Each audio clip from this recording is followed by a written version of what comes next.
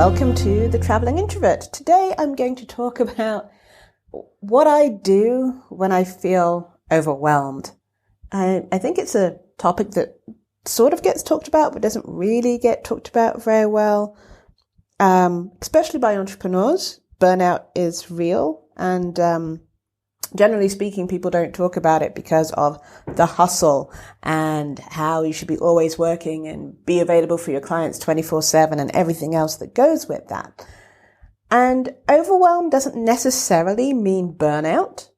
It could be a warning signal that you are on the way to burning out, but it's not always in relational conjunction.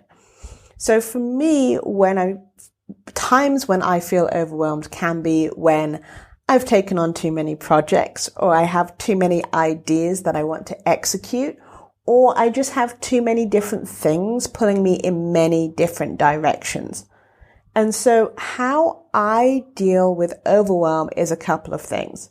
The first thing I want to do is do a brain dump. I get a piece of paper, a whiteboard, a chalkboard,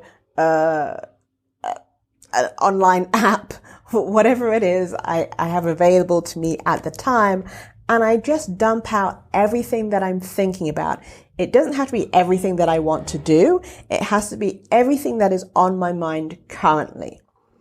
And the reason why I do this is because it helps make space. Just getting it written down gives you that extra space or RAM in your head to think things through. And then once I've gotten everything down, I take a look at it and see if I can categorize them in any way. Some things might be personal, some things might be client related, some things might be my business related, some things might be travel related. It sort of depends. And so I see if I can categorize them. And so then it's like, oh, okay, I have all of these things. And then I take a look at them again and I'm like, okay, so which of these are urgent? Which of these have to be done, I don't know, in the next hour, the next 4 hours, today, week, month, so on and so forth. And so those that have to be done today, I take them and I schedule them in my calendar. So I have time blocked out. A, so clients can't book my time, and B, because I run most of my things via my calendar. My calendar is the boss of me in a good and possibly a bad way, but that's the space I go to see what I need to do and when I need to do it by. Then I take a look at all the other things that need to be done. And I sort of also look and see, are these things that have to be done by me? Are these things I need to get other people to do? Are these things that depend on other people to give me information before I can get them done? Because sometimes that's the case. I might have a client that has to give me their book for me to be able to get it formatted to publish it. And they might have said it was going to be here on Monday and it's Friday and I still don't have it yet. So there are things that are dependent on other people. And if that is the case, I put them lower in my things of things to do until I get the thing. And then when I get the thing, then I go ahead and schedule it in my calendar.